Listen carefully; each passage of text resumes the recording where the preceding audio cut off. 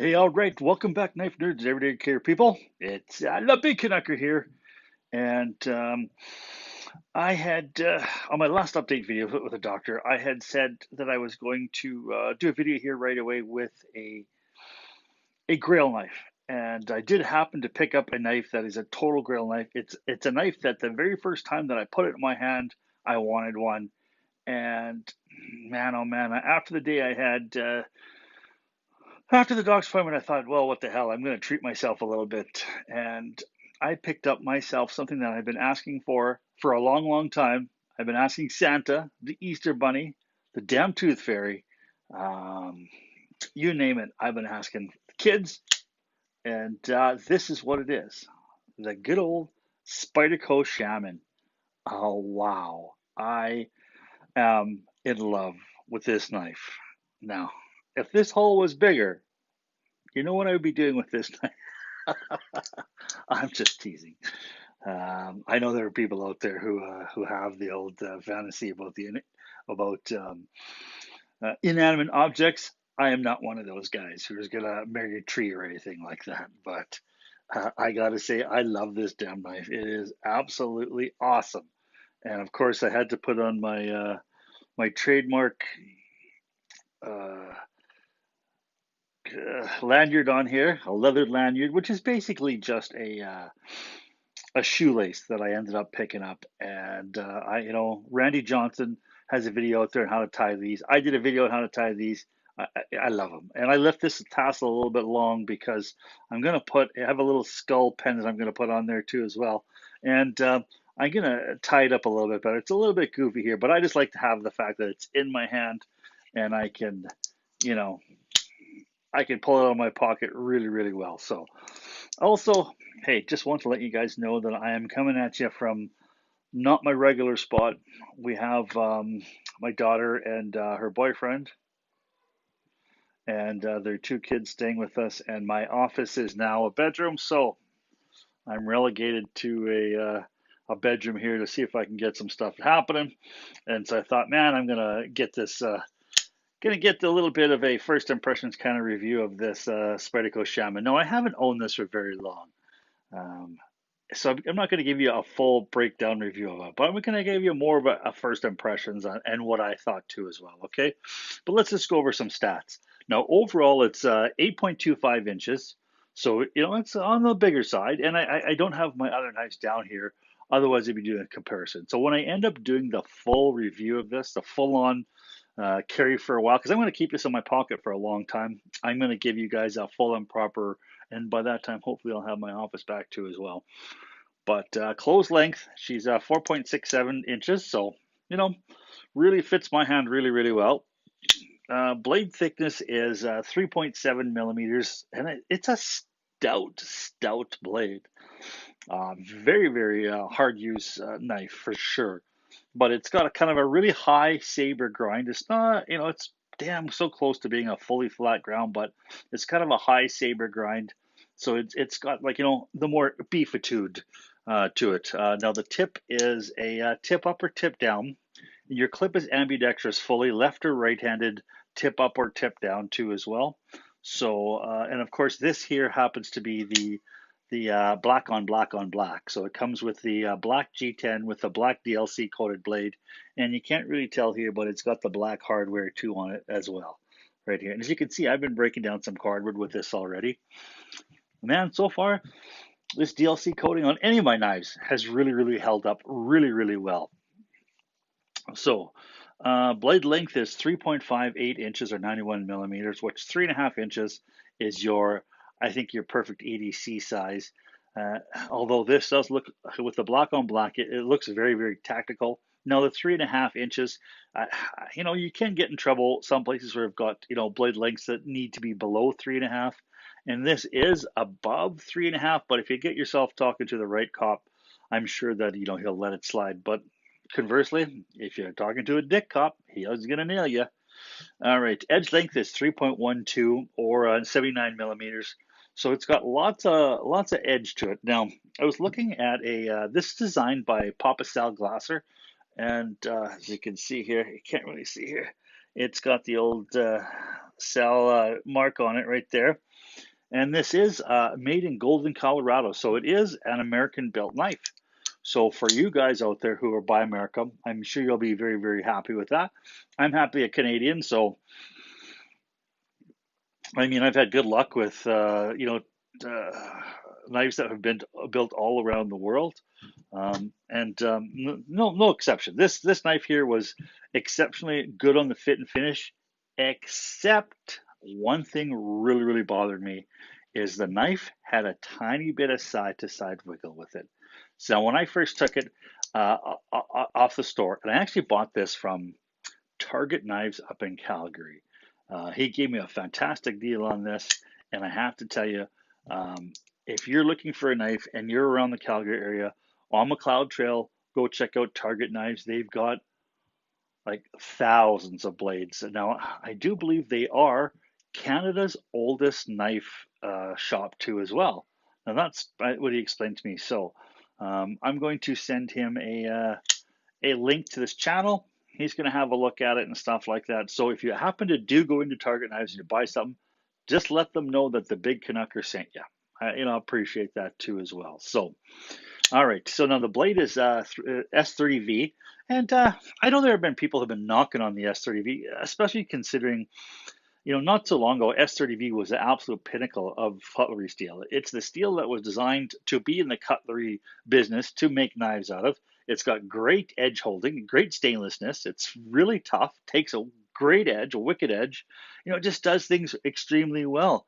But yet, I see some reviews out there, and then we start bagging on it right away because it's not M4, M390, or Rex 45, or you know what?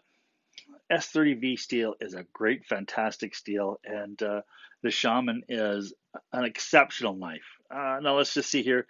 She's a little bit on the porky side at 5.2 ounces, but it doesn't see it. It just I was really surprised when I looked at this. When I looked at the text, the specs on this, and it was 5.2 ounces. I've been carrying a lot of things that have been really small, 3.5 ounces, 3.2 ounces, 2.4 ounces. And this doesn't seem like a 5.2 ounce knife to me. I mean, I've got some knives out there that are on the real like portly side, and I know I can put them in my pocket, and they feel like they're kind of pocket saggers. This one here for a plus 5 ounce knife does not seem like a pocket sagger whatsoever. Now it's got some really nice jimping on the top here. It's a really it's aggressive to the point where if you're um, a tender hand guy like me, it can certainly wreck your thumb if you're doing lots of cutting. So I might end up doing a few things here to this knife just to get it, I think, kind of perfect the way I'd like it.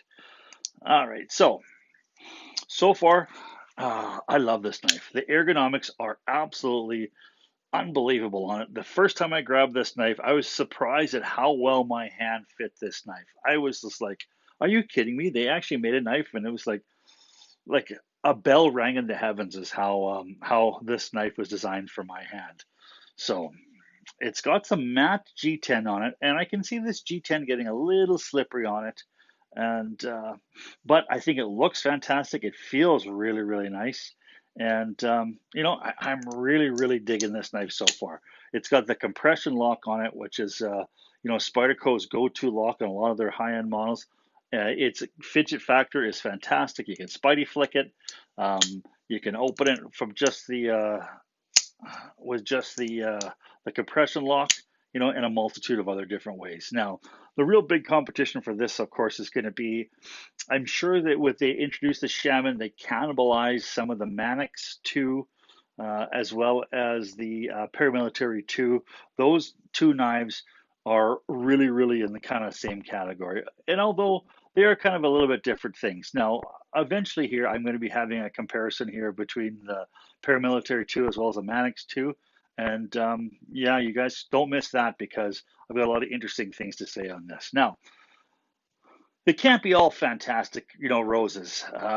The couple of things that I would hit on this is the the fact that the blade was a wee bit wobbly when it came out of the factory, and for a knife that I'd looked forward for so long to get that home. And I was at a hotel up in Calgary when I caught this, and I was playing around with it. I noticed it, and I was like, kind of just did a little bit of a kind of a little kick to the gut. Ugh.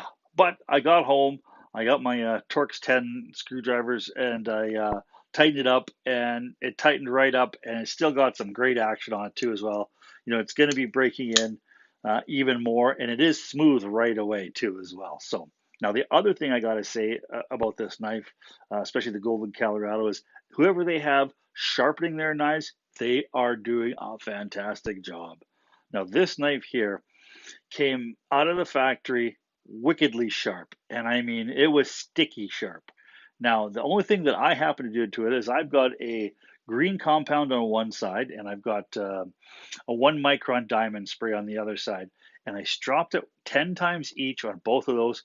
And by the time I was finishing with that stropping, it was literally hair whittling sharp. I mean, I took one of my wife's hair and I gave it a little bit of a kind of a cut, and it cut right in half. Like it just popped it right in half. And so it took me a little bit to kind of take it. And then once I got the hang of it, it was whittling the hair like nothing. And that's right from factory. So when you have a guy on the belts or however they do it that's producing hair whittling edges from the factory, hats off to you. Bravo, Spyderco Golden Colorado.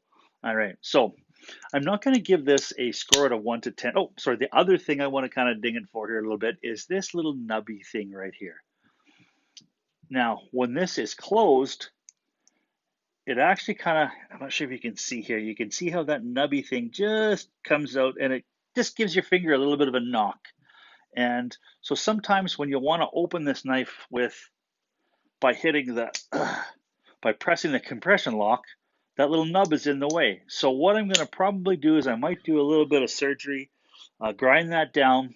And the other thing I'm going to probably do is I'm going to pull these scales off, and I'm going to get some sandpaper, and I'm going to give these edges all just a tiny bit of a sand, because the fit and finish is good, but I just find that the edge just needs a little bit of relief. Now, I know when this thing was built, the way they radius the edges of the G10, it was a really, really difficult job. And hats off for them, because it's extremely comfortable. It's got great ergonomics that way, but just along any of the edges of the G10, it just seems a tiny bit sharp. And although it doesn't bother me, like it hasn't hurt or anything like that, but I can see doing some repetitive cutting how might kind of bite into the hand a little bit. So I'm just going to make it a little bit more comfortable, make it a little bit more mine too as well. So I'm going to kind of grind that nub off, and I'm going to take these scales off, and I'm going to give them a little bit of just to break that kind of edge to it. So absolutely love this knife so far. Hey, it's a Grail knife. It's been one that I have wanted forever, since the very first time I actually put it in my hand. Now, when I wanted this knife, when I saw it, just like many others that I see when, I think this thing came out a couple years ago. I had my Spyderco catalog. I thought, wow, that looks really interesting. Nice big leaf-shaped blade. It's really tough. It's kind of thick. But then I thought, well, I already had the Manix 2 XL, and I thought, yeah, it's kind of similar, so I think maybe I will hold off on it. And then I happened to be up at Target Knives and a while ago, and I put one in my hand, and it's like the knife gods rang that bell. It was awesome. And so since then, it definitely became a Grail knife. So not sure what next Grail knife I'm going to be kind of going after. Perhaps a Benchmade 940. I've always wanted one of those knives. They they look nice. They access lock. Just every time I put one in my hand, they're so light. It's almost like this is a hard use knife, kind of like that. But hey, it's definitely one I want. And then a Microtech. Now, if you are an absolute multi millionaire and you want to give things away, please send me a Microtech Combat Troodon. The one that Boba Fett would use. I love that. I love that dual action. It is illegal in Canada, but man, oh man, if you're a multimillionaire, you can get around that. I love that. Oh, it just, I don't know. that's what I'm going to have to get, and I'm not going to use it outside the house because it is illegal here in Canada. But just to have around the house to flick and do some work around the house would be fantastic. So I think maybe that's might even be my next one is the Combat Troodon. So hey, thanks so much, you guys, for stopping by. Um, had a kind of a bit rough go of it there the other day, recording my update. It makes me feel better, makes me feel better enjoying my hobby, sharing my hobby with you guys. Um, man, oh man, it's probably the first time I smiled in the last couple of days, and reading all your positive comments too as well. Hey, you know what? I've met some wonderful people online around the world.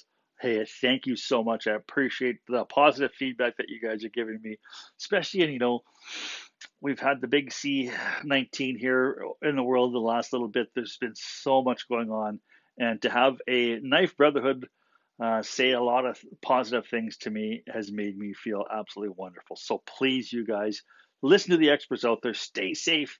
Keep the shiny side up. Your stick on the ice. This is the Big Canucker saying adios.